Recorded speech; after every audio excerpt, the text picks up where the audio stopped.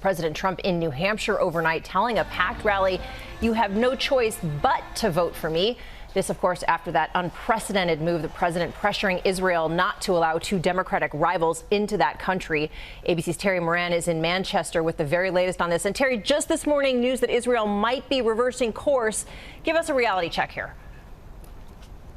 Not reversing course there, Cecilia. Good morning. They are, however, opening the door a little bit, and we'll get to that. President Trump lost this state in New Hampshire by a razor-thin margin in 2016, just 2,700 votes. So he's taking aim at it in 2020. He was trying out road testing some of his themes last night on a day where, as you said, he made big news using his presidential clout on the world stage.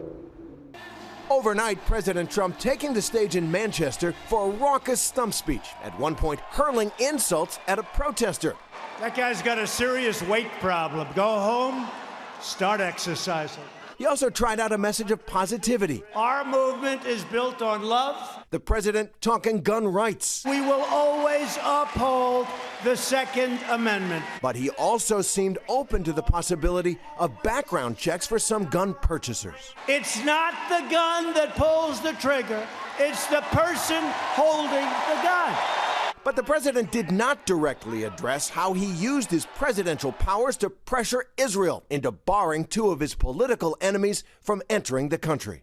Prime Minister Benjamin Netanyahu denying Congresswoman Ilhan Omar of Minnesota and Rashida Tlaib of Michigan entry into Israel just hours after Trump tweeted it would show great weakness if they were allowed in. They've said some of the worst things I've ever heard said about Israel. So how can Israel say, oh, welcome? Omar and Talib, the first Muslim women elected to Congress, vocal critics of Israel, supporters of boycotts of that country, have been targets of Trump and his supporters. This morning, Israel announcing that Tlaib would be allowed into the country only for a humanitarian visit to see her grandmother, but still denying access to Omar. Omar saying in a statement, Trump's Muslim ban is what Israel is implementing, this time against two duly elected members of Congress.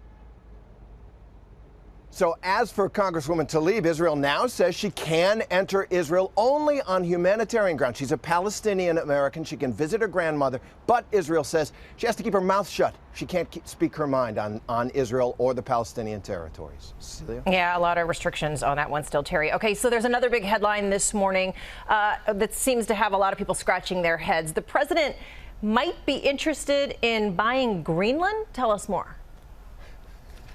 Yeah, this is the thing. The president has inquired to aides, even as his counsel, what are the possibilities of the U.S. purchasing or acquiring, perhaps through negotiation, the island of Greenland. It has come up before. Previous presidents, Dwight Eisenhower, thought about doing this.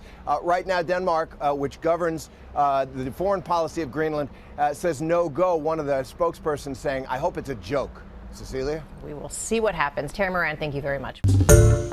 Hi, everyone. George Stephanopoulos here. Thanks for checking out the ABC News YouTube channel. If you'd like to get more videos, show highlights, and watch live event coverage, click on the right over here to subscribe to our channel. And don't forget to download the ABC News app for breaking news alerts. Thanks for watching.